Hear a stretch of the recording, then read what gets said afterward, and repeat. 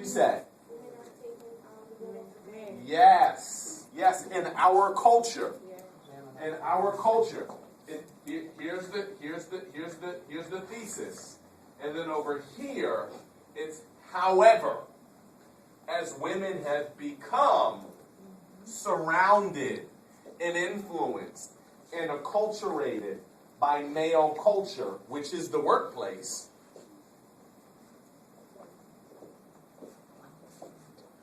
the pragmatic, extrinsic reasons for marriage have faded. Sexes are more alike in endorsing intrinsic motives as a requirement for marriage.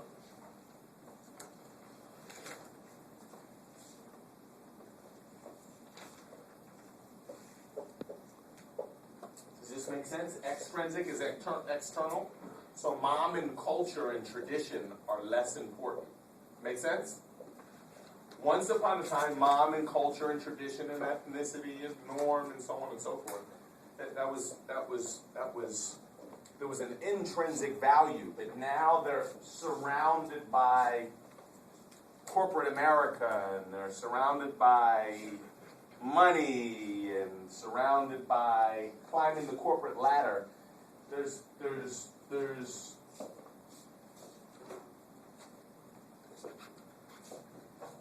They're less influenced by other values and norms. Does that make sense? A little bit?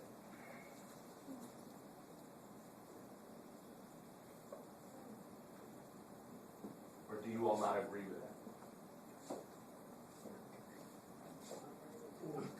You all don't agree with that? Are you all asleep? Okay.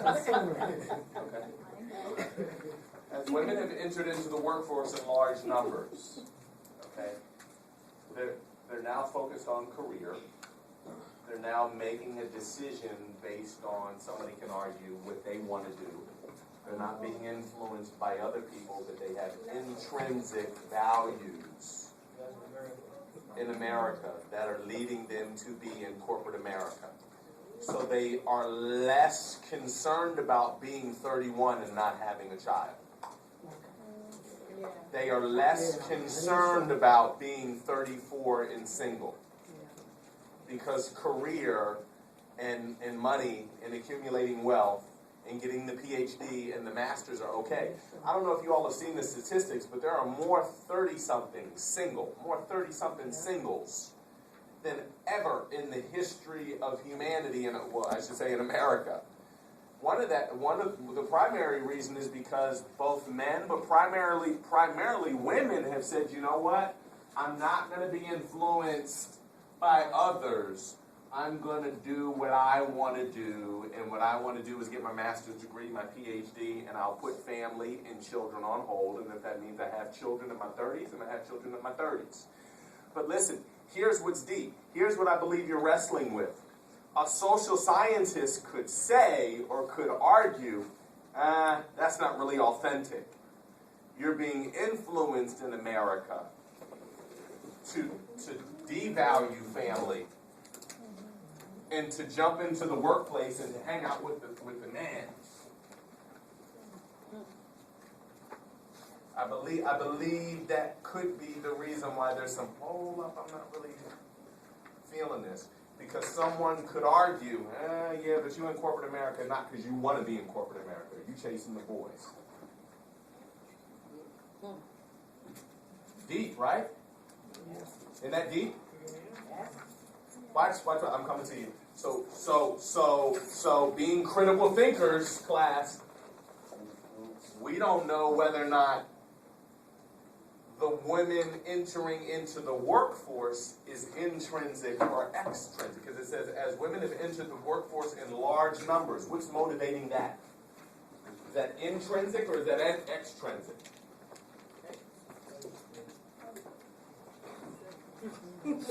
We're not going to solve it. We're not going to solve it in this class. It's just deep to think about. To what degree are women jumping into the workforce and wanting to be executives because they have a calling or an assignment or a passion to be executives, or because they're being told or influenced in America that you gotta be equal with a man. You gotta stand side by side with a man, and it ain't cool. It ain't cool to be a homemaker. It ain't cool to be at home taking care of the kids. And being a homemaker and being at home, staying at home and taking care of the kids is less than being an executive. Well, I submit to you that it's not.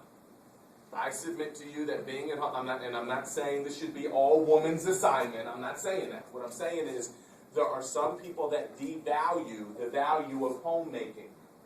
And I believe personally that it is the most significant, if not the one of the most significant jobs or occupations on the face of the earth.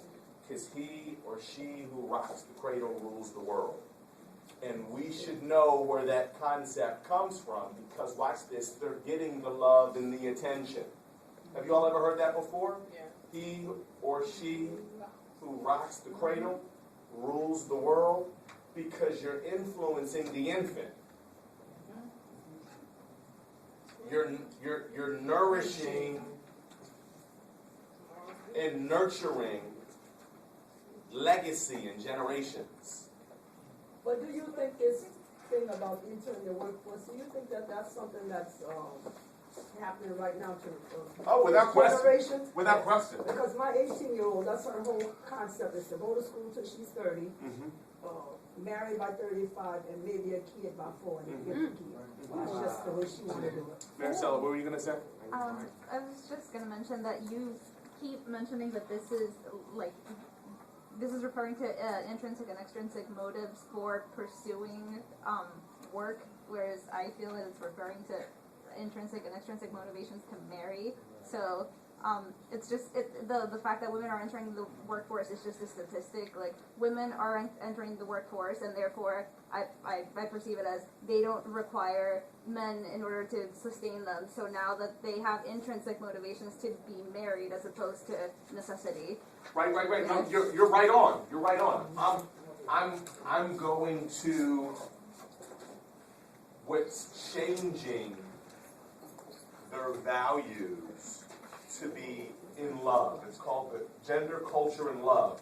Something's forcing them to look at love and marriage differently.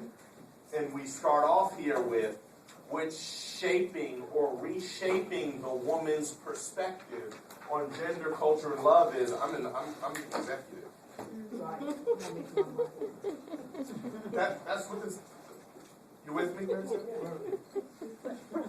So hear me. Don't y'all leave this class and get it wrong. How are you feeling, Professor? Don't get it wrong. If your assignment is to be vice president, you go be a wonderful vice president. But be a vice president because of intrinsic values. You guys get that? Y'all, we gotta move. We gotta move.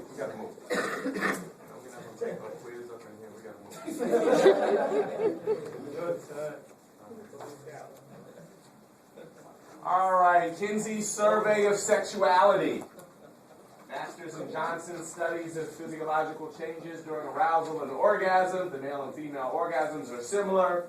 Women's capacity for sexual response is greater than man's. That was the initial research. The later research says that people vary in sexual excitement, response, and inhibition. This is current. This is current. Okay. We all have a different response level. All right. Hormones and sexual response. Testosterone appears to promote sexual desire in both sexes. Check this out. Check this out, class. We are clear that everybody has some testosterone and some estrogen. We're clear about that, right? Yes. Nobody's 100% testosterone. No. Okay? And no one's 100% estrogen. Thank God, right? we had the Y and the X chromosomes come together. Yes. Okay, good. All right. No, you're fine. However, sexual desire is also affected by social experience and context. Yes. So our culture and our norms and what we come from influences.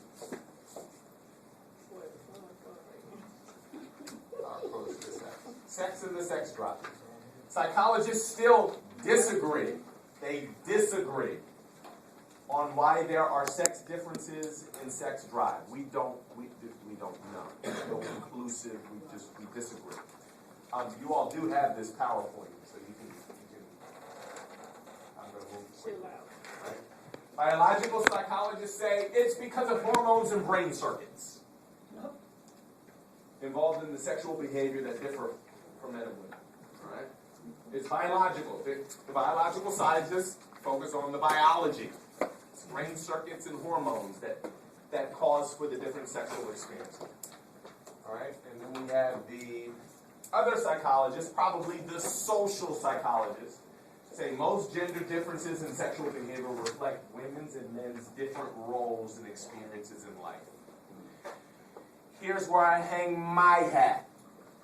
I'm not an either-or type. I'm an and in both. Probably a combination of a little bit of both of that. Make sense? To me? Okay, that's professors. That's not what the book's saying.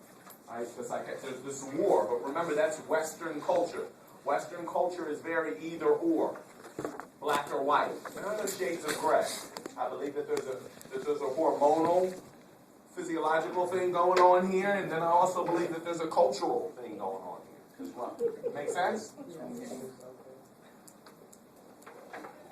All right, and then there's a middle view that says men's sexual behavior is more biologically influenced. The middle view would say biologically, men have such an urge and a desire for sex because they regenerate their seed every 48 hours. That would be the middle. Man's seed is replenished and regenerated every 48 hours. All right, which is true. And the woman's behavior is affected by circumstances.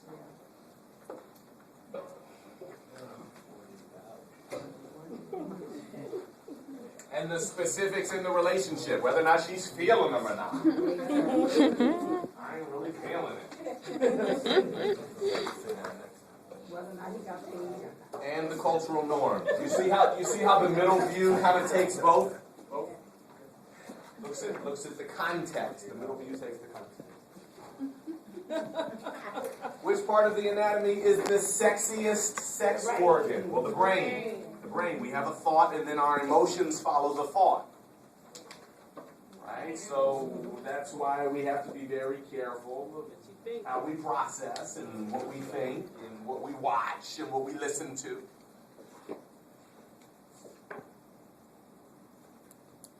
Motives for sex. There they are. You have the PowerPoint, so you don't need to write it. Sexual coercion and rape. Gender differences occur in perception of and experiences with sexual coercion. Motives for rape are primarily psychological. Narcissism and hostility towards women. Me. I'm selfish, self-absorbed, self-centered, and I'm hostile. That's narcissism. Right? 2, a desire to dominate, humiliate, or punish the victim. And 3, sadism. Does anybody know what sadism is? Take pleasure in making others suffer. Sadistic, masochist. Just like pain. I think that's coming out. There's a movie coming out with Tyler Perry. I think it's called Alex Scott. Alex Cross. And he's a detective, and his job is to find this sadistic masochist who tortures women. And the guy is actually Matthew Fox from Party of Five. You guys remember him? And Lost, from Lost, right? Charlie from Party of Five. The culture of desire. Cultures differ widely in sexual practices, transmit rules and requirements via roles and scripts. Okay? Gender roles and sexual scripts. What's a gender role? Collections of rules that determine the proper attitudes of behavior. The proper attitudes and behavior for men and women. These are gender roles. This is how this is what we're supposed to do, girl. This is how we roll. Okay, sexual scripts, lots of implicit rules that specify proper sexual behavior for a person in a given situation, varying with the person's gender, age, religion, so on and so forth. All right. So these are the gender roles and how gender roles tie into sexual practices, and these are the more specific sexual scripts that influence why we behave the way that we do. All right. I think I had like a couple more minutes, right? All right. Gender, culture, and sex.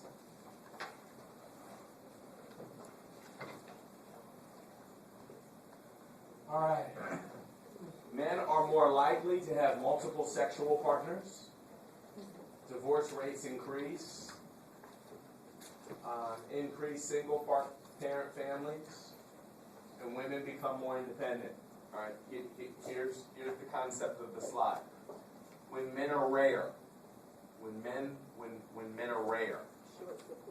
Short supply. The supply is not there. Men are more likely to have multiple, because it's if the ratios are 1 to 17, then there are some cultures around the world that believe in polygamy, and their justification is worldwide the ratio is 1 to 17 or 18. So when men are rare or when the supply is short, men are oftentimes like that. We're not agreeing with, we're not accepting this. This is just the scenario. Divorce rates increase single parent families, and women become more independent because there's less of supply. So I don't need no man. I can't find a man. I'm gonna go be about this VP.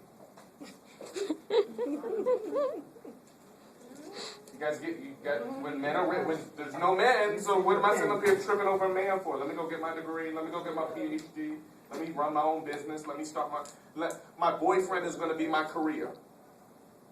Y'all are looking at me like I'm crazy. Do you all know how many women are dating their career?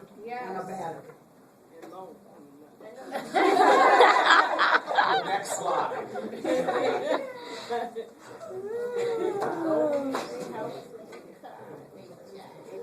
When women are rare, men compete for wives, divorce rates drop, both sexes have fewer sexual partners, and women become less independent because they're more of a commodity. Last slide.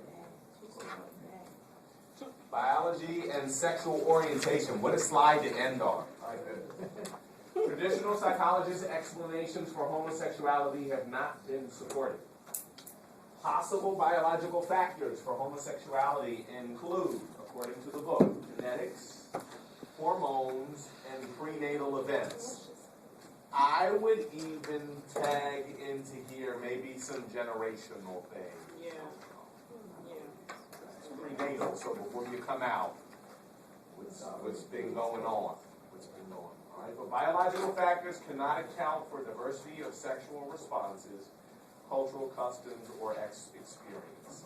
What do you all, in closing, what do you all have to say about this? We'll pick it up next week, but what do you all have to say about that? You agree?